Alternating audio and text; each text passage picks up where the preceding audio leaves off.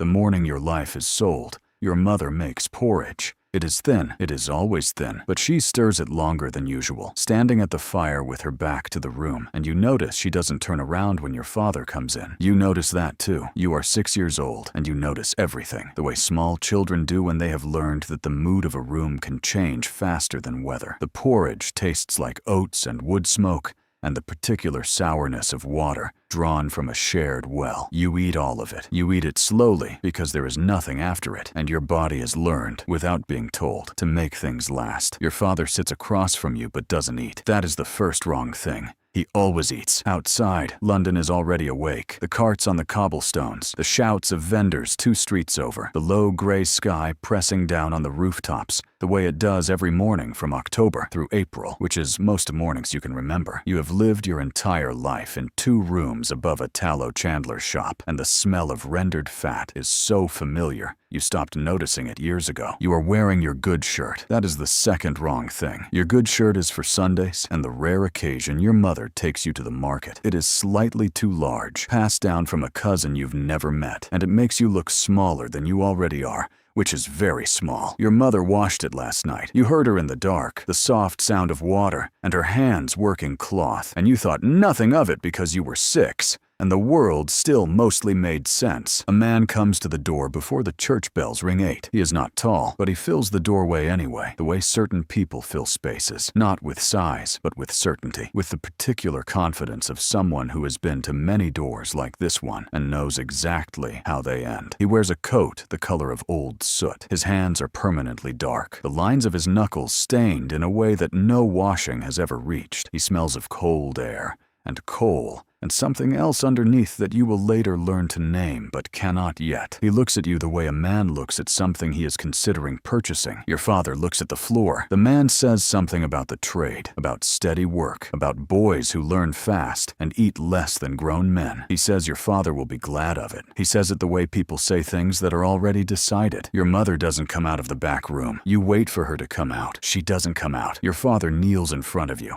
which he has never done before, and for a moment you think something is about to be explained, that there has been some misunderstanding, that the man in the soot-colored coat is here for some other reason entirely, that the porridge and the good shirt and your father's silence at breakfast all mean something different from what they appear to mean. Your father puts both hands on your shoulders. His hands are shaking slightly. He tells you to be good. He tells you to work hard. He tells you that it won't be forever. You believe him. You are 6 years old. You believe everything he tells you. The man in the coat takes you by the hand and leads you out of the doorway and down the street. And you turn back once, just once, and your father is still kneeling on the floor of the room you grew up in, hands at his sides now, not watching you go. The door is closed. The street is cold. You are still wearing your good shirt. The man's name is Griggs. You learn this not because he introduces himself, but because the other boys say it the way people say the name of something they are careful around, quietly, without looking up, the way you might say the name of a dog that has bitten before. His yard is in Southwark, 3 streets back from the river, and it smells permanently of ash and wet coal, and the specific sourness of boys who sleep in their work clothes because they have no others. The yard itself is small, a stone square enclosed by a brick wall, with a single iron gate that Griggs locks at night. There is a lean-to shelter along one wall with straw on the ground and 2 blankets for 5 boys. There is a water barrel in the corner that is never quite full. There is a wooden post in the center of the yard that you will later understand the purpose of, but don't yet. There are 4 other boys when you arrive. The oldest is perhaps 11, though he carries himself like someone older. Not with confidence exactly, but with the specific economy of movement that comes from learning to take up as little space as possible. His name is Thomas, and his eyes are the particular gray of chimney soot. He looks at you when Griggs brings you through the gate, takes in your good shirt and your clean face and your 6-year-old bewilderment, and something in his expression closes. He has seen new boys before. He knows how this goes. The smallest boy is called Pip, with thin wrists and enormous eyes and the particular stillness of a child. who has learned that stillness is safer than movement. You watch the gate all afternoon as the church bells mark the hours one by one, 4, then 5, then 6, the light draining out of the sky while the gate stays exactly as it is. Your father does not come. Griggs puts you to work immediately. Not climbing, not yet, but cleaning. Brushes to be untangled, sacks to be folded, the yard itself to be swept of the ash that settles on every surface like gray snow. You work because working is better than standing still, and because somewhere in the back of your mind you believe that if you are good enough, useful enough, visible enough, your father will come through that gate before dark. And this will all turn out to be something else. The gate stays locked. Thomas sits beside you in the dark after supper. He doesn't speak for a long time. Then he says, without looking at you, that your father isn't coming back tonight. Not tonight, he says quietly, and not the night after. You look at the gate. Something shifts in your chest, not breaking exactly, more like a door closing very quietly in a room you didn't know was there. You feel it close. You don't have words for it yet. You are 6 years old, and the vocabulary for what is happening to you hasn't arrived yet, and maybe that is a mercy, because the full understanding of it will come later, incrementally, in small, unbearable pieces. And at least tonight, you are spared the whole of it at once. Pip crawls into the straw beside you in the dark without saying anything, his small body against yours, sharing warmth the way the boys in this yard share everything, quietly, without making it mean more than survival. Above the yard, the London sky is its own particular dark, not black, but a deep amber gray, the color of 10,000 coal fires reflected in low clouds, the whole city burning slowly and continuously to keep itself warm. You have looked at that sky your entire life from the window above the chandler's shop, and it has never looked the way it looks tonight, which is the way everything looks the first night you understand that the life you had is the life you had, and that the morning is going to ask something from you that the morning before never did. Thomas's voice comes from somewhere in the straw. Tomorrow, he says, Griggs will measure you. You ask what for? For the chimneys, he says. The small ones, the ones the rest of us can't fit anymore. You look up at the amber sky. You think about your mother stirring porridge with her back to the room. You close your eyes. Tomorrow comes anyway. Griggs measures you at dawn, not with kindness and not with cruelty, with the brisk efficiency of a man measuring timber or rope, something that needs to be the right size for the right job. He runs his hands along your shoulders, checks the width of them, checks your hips, checks your knees. He looks at your hands the way a craftsman looks at tools. Are they small enough? Are they useful? Will they do? You are small enough. You will do. He tells you the rules while the other boys eat breakfast. You climb when told. You don't stop climbing. You don't call out once you're inside, unless something is on fire. You carry the brush up with you, and you work from the bottom, flue to the top, sweeping as you go, and you don't come down until the job is done. You don't cry inside the chimney because crying makes it harder to breathe. You think about the top, only the top, the rectangle of sky at the top. That means it's over. Thomas tells you one more thing while Griggs is loading the cart. He tells you quickly and quietly, the way he tells you most things, sideways, without making eye contact, as though the information is being passed to you by accident. Never let your elbows drop, he says. You ask why. If your elbows drop, your shoulders go flat, and if your shoulders go flat, you get stuck, he says. And if you get stuck, Griggs lights straw at the bottom. You tuck this information somewhere deep, and you don't take it out again, because taking it out means thinking about what it means, and thinking about what it means is not something you can afford before your first climb. The house is in Mayfair. The hallway beyond the door is warmer than anywhere you have been in recent memory. There is carpet. There is a painting on the wall of a woman in a blue dress who looks out at nothing with the serene indifference of someone who has never been cold. Griggs takes you to the drawing room fireplace. You step inside and look up. The flue is dark, not the dark of a room at night, which still has shape and dimension, still has walls you can locate by memory or by reaching. This is a different dark entirely, a darkness with weight to it, a darkness that seems to press downward from above, absolute and total, and indifferent to whether you are inside it or not. It smells of cold soot and something older underneath. Years of fires, decades of smoke, the accumulated breath of a house that has been burning coal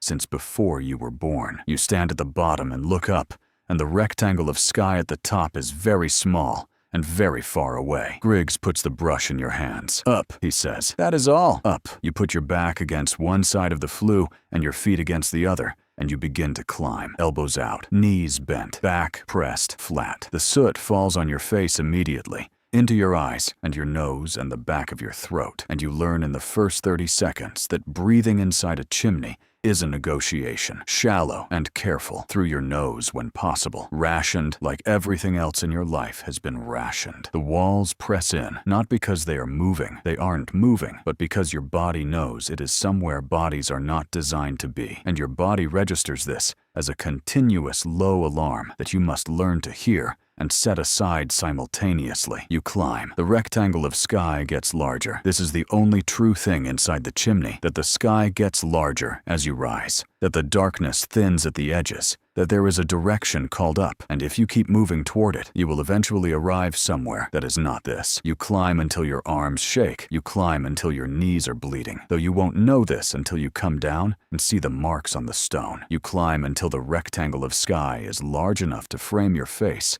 and the cold morning air hits you like something you forgot existed, clean and sharp and tasting of coal smoke, but also of distance, of a world that extends beyond these walls in every direction. You come out at the top. London spreads below you in every direction, gray and vast and smoking, 10,000 chimneys exhaling into the low sky. The river, a dark ribbon in the distance, the streets so far below that the people in them are suggestions rather than people. You have never been this high. You have never seen this much of anything at once. For exactly one moment, you forget everything. Then Griggs shouts from below that you're to get on with it. You get on with it. Coming down is harder than going up, which nobody told you, and your arms give out twice, and you catch yourself on your elbows and keep going. When you drop out of the fireplace at the bottom, your legs don't work properly, and you sit on the hearthstone with soot on your face and blood on your knees and your chest heaving. Griggs looks at you. He nods once. This is the closest thing to praise you will receive for a very long time. Thomas is waiting in the yard when you return. He looks at your knees. He looks at your hands. He looks at your face. Then he tears a strip from the hem of his own shirt, his only shirt,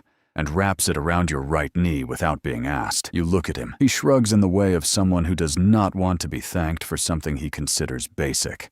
It gets easier, he says. You ask if that's true. He's quiet for a moment. The climbing gets easier, he says finally. You understand, from the way he says it, that he means only the climbing. The weeks that follow have a shape to them, and you learn the shape quickly, because learning the shape is how you survive it. Knowing what comes next, what is expected, what the day will cost you before it begins, so that you can budget yourself accordingly, spend your energy where it matters, and hold something back for the moments when holding something back is the difference between finishing and not finishing. Griggs wakes you before light. The cart leaves at first light. There are usually 3 houses, sometimes 4, and you learn each chimney the way you learn a difficult road, where the narrowings are, where the bends catch you, where the soot has built up thickest, and will fall in clumps that block your throat if you breathe at the wrong moment. You carry this knowledge in your body rather than your mind, the way all knowledge that matters eventually lives, not as something you think about, but as something your hands and knees and back simply know. Thomas teaches you most of it, not in lessons, in passing. A word while loading the cart, a gesture at the base of a flue before you climb, the way he positions himself at the bottom of a particularly bad chimney, and watches the opening while you're inside, which Griggs never does. You start to understand what Thomas is. He is 11 years old, and he has been in this yard for 4 years, and he has decided, somewhere along the way, that if he cannot leave this system, he can at least move through it in a way that does not require him to become it. He does what Griggs requires. He does not do more, and in the space between what is required and what is more, he fits small acts of decency the way you fit yourself into narrow flues.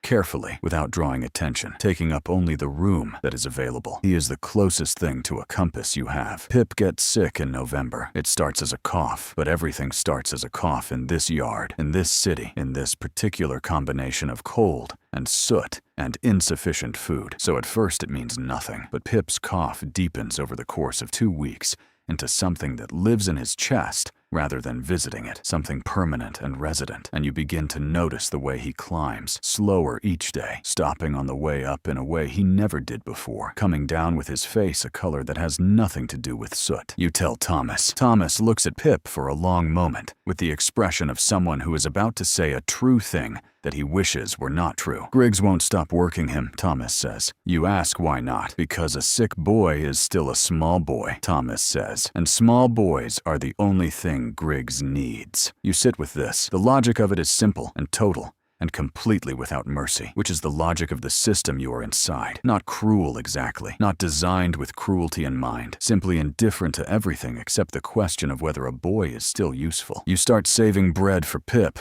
half of yours each night, passed sideways in the dark, which Thomas notices and says nothing about, which is the same as Thomas saying he approves. Pip takes it without speaking, with the particular dignity of someone who understands what the giving costs, and doesn't want to make it smaller by making it large. There is a cook at one of the Mayfair houses. You see her for the first time in late November, when she opens the kitchen door herself instead of sending a maid. She looks at you, really looks, not the footman's glance of mild distaste, not Griggs's assessment of your dimensions, but an actual look at an actual person, and something in her expression changes. On the way out, she puts something in your hand. It is a piece of bread, not the gray institutional bread of the yard, real bread with a crust, still faintly warm, the kind of bread that has had care put into it by someone who believes the putting in of care matters. You look at it. You look at her. She says very quietly that you look like you could use it. You say thank you. She nods once, with the economy of someone who has decided that small dignities are worth maintaining,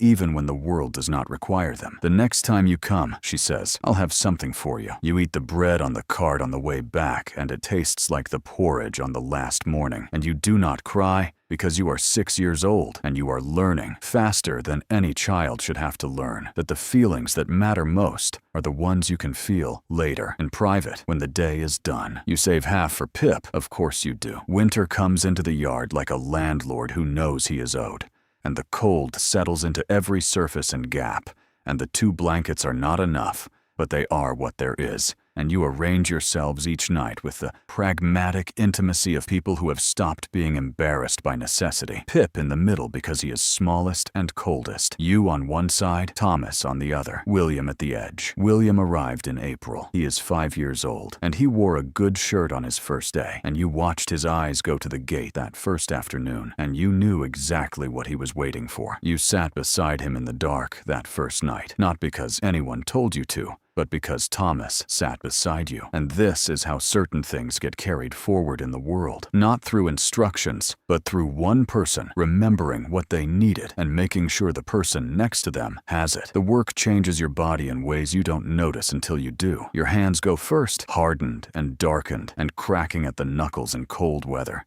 healing and cracking again in a cycle that stops feeling like injury and starts feeling like weather. Your knees follow, a grinding, slow damage that announces itself each morning as a stiffness that takes the first chimney to work out and returns by evening as something deeper and more permanent. Thomas walks with a slight hitch in his left leg. You watch it, and you understand that you are watching your future. Your lungs are the slowest and the most important. The soot goes everywhere, and your body tries to manage it through adaptation and endurance, and the quiet heroism of biological systems that were not designed for this, but do their best anyway. You cough in the mornings. Everyone coughs in the mornings. What the work puts in does not entirely clear. You learn what happens to boys who grow. This is the central unspoken terror of the yard. The chimneys require smallness. The work requires smallness, and boys do not stay small. They grow despite everything, and as they grow, the chimneys that once took them begin to refuse them, and when the chimneys refuse them, Griggs has no further use for them. Thomas is nearly 12. You watch Griggs watch Thomas, noting the shoulders that are slowly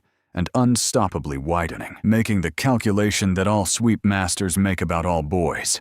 How much longer? How many more houses? At what point does keeping him cost more than losing him? One evening you ask Thomas what happens after. He's quiet for long enough that you think he might not answer. Then he says, there are crossing sweeps, match sellers, boys who run errands and hold horses outside taverns for a coin when they are lucky, and nothing when they are not. There is the workhouse, which is the thing nobody mentions because mentioning it makes it more real. You ask if any of it is better than this. Thomas looks at the locked gate. Some of it, he says. You hear what he doesn't say. The cook's name is Mrs. Beckett, and she has worked in that house for 23 years. And she has seen sweet boys come through the kitchen for every one of those years. On a Thursday in May, she puts a book on the kitchen table and sits across from you and says she is going to teach you to read. You look at the book. You look at her. She says she has 2 hours on Thursday mornings before the family is properly up, and she intends to use them, and she does not want your thanks. She wants your attention, which she suspects you have a great deal of when you choose to deploy it. You choose to deploy it. She is a patient teacher,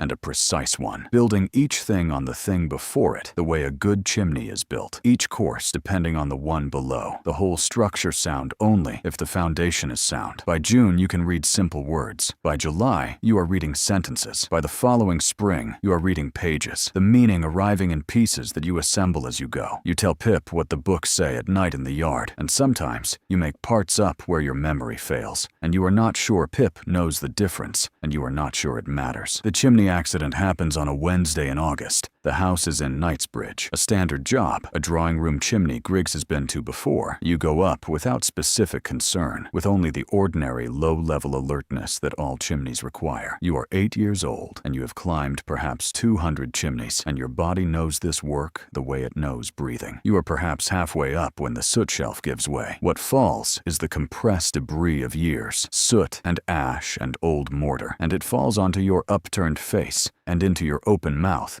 and down your throat before you can close it. You cannot breathe. This is the simple and total fact of the next 30 seconds. You cannot breathe. The airway is blocked, and your body understands this as the emergency it is and responds with a panic that is entirely physical and entirely involuntary. Your hands scrabbling at the chimney walls, every system you have screaming at once. You remember Thomas, not a thought, a reflex. You keep your elbows out even while the panic is telling your body to contract, to curl, to make itself small in the wrong way. You cough. The force of it surprises you. A convulsion more than a cough. Your whole body involved. And what comes up is black and dense, and tastes of everything the chimney has ever held, and something copper and wrong underneath. You can breathe. You hang in the flue for a long moment, braced on your elbows and knees, breathing in the tiny, careful increments that the space allows, and you think about nothing. There is only the breathing and the darkness and the rectangle of sky above you that is still there, still light, still the direction called up. You climb. You come out at the top, gasping, face in the August air, the city spread below you in the summer haze, and you sit on the chimney pot with your legs dangling and your hands shaking in a way that is different from the cold shaking, the shaking of a system that has been pushed to the edge of what it can manage and is now recalibrating. Griggs shouts from below. You look down at the street. You look up at the sky. The sky is very blue. It is the bluest thing you have seen since the morning your father kneeled on the floor with his hands on your shoulders, and it exists completely apart from what is happening to you. Vast and indifferent and continuous. You go back down. That night, you tell Pip what happened. Pip is quiet for a long time. Then he takes your hand in his thin hand and holds it, and that is all, and that is enough. And you lie in the straw under the amber London sky, and you breathe, carefully and deliberately, and with full attention, the way you will breathe for the rest of your life. You grow the way all boys grow in this yard, despite everything, despite the insufficient food, and the physical labor, and the cold, and the accumulated damage of 2 years of chimneys. Your body insists on becoming larger with the quiet stubbornness of living things that have not been informed they are supposed to stop. You notice Griggs noticing, the same measuring look he gave Thomas, the same weekly assessment, the eyes moving across your shoulders with the calculation of a man running numbers he doesn't like the outcome of. You have been waiting for this look for a year, the way you wait for things you know are coming, not with dread exactly, but with the flat preparedness of someone who has decided that knowing a thing is coming is better than being surprised by it, even when knowing changes nothing. You go to Mrs. Beckett on Thursdays, and you read properly now, not just words, but paragraphs, pages, the sustained meaning of a long sentence that builds and arrives somewhere. One Thursday in October, she puts down her mending and looks at you directly and says she has been thinking. She says she has spoken to the housekeeper next door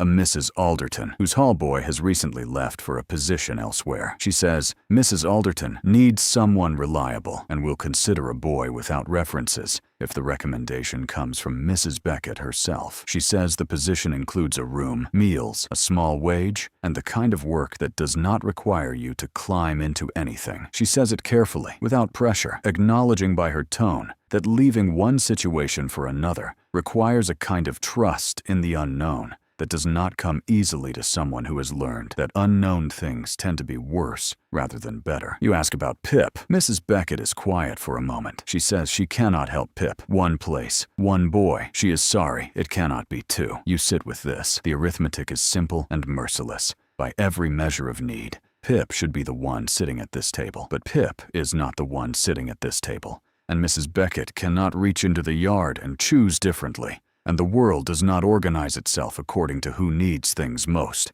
You know this. You have known it since you were 6 years old in a good shirt. You tell her you need to think. She gives you until the following Thursday. You go back to the yard and lie in the straw that night with Pip on one side and William on the other, and you think about what Thomas would say if Thomas were here. You think about him for a long time. The strip of shirt around your knee, the sideways information, the way he stood at the gate before he walked out, and you know, with the certainty of someone who has been paying close attention for 3 years, exactly what Thomas would say. He would say, go. He would say it the way he said most true things, quietly, without looking at you, as though the information was being passed by accident. You look at Pip. Pip is asleep, his thin face relaxed into something that looks briefly like the face of a child who has not been asked to be anything other than a child, and you memorize it the way you have memorized certain things. The smell of the porridge, the weight of your father's hands, the precise angle of a shoe in the dirt, because you know you are looking at it for almost the last time. The last morning comes on a Thursday in November. You wake before Griggs's boots on the stone. You lie still for a moment in the dark and feel the shape of the last 3 years, the narrowness and the darkness and the effort, and also, underneath all of it, the rectangle of sky at the top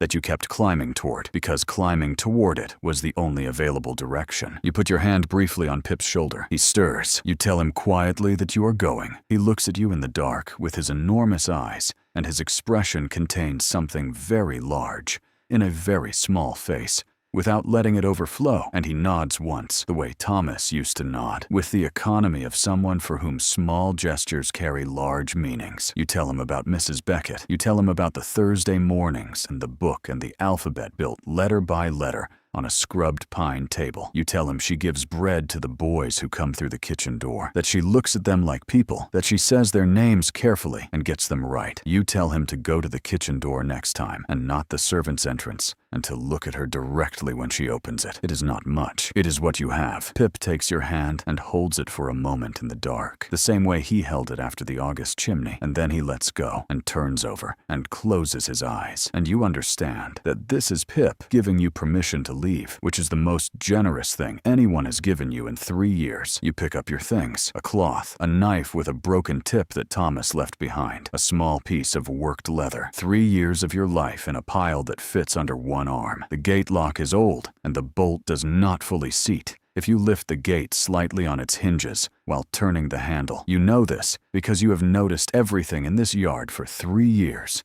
because watching carefully has been your primary survival tool.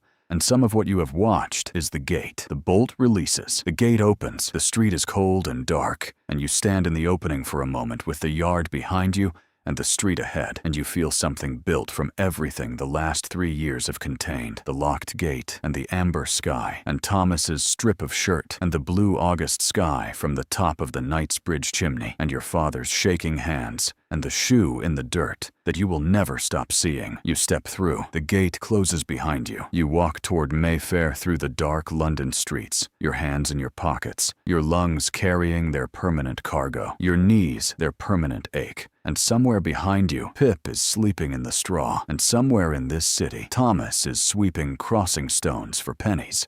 And the sky above London is its permanent amber gray, burning slowly with 10,000 fires. Mrs. Alderton's house smells of beeswax and coal, and the cleanness of a place maintained with daily deliberate effort. You understand this immediately. You have spent 3 years in a place where a different kind of order was continuously made, built from the same raw materials of attention and repetition and the skills transfer in ways you did not expect. The watching, the economy of movement, the ability to assess a room and understand its requirements before anyone has to explain them. Mrs. Alderton notices within the first week. At the end of it, she tells you, briefly and without excess warmth, that you are quicker than the last boy, and that she expects this to continue. You tell her it will. It does. Your room is small, a narrow bed, a window, a hook on the wall for your coat. It is entirely, completely, unreservedly yours, and the first night you lie in it, you stay awake for a long time, simply experiencing the fact of a door you can close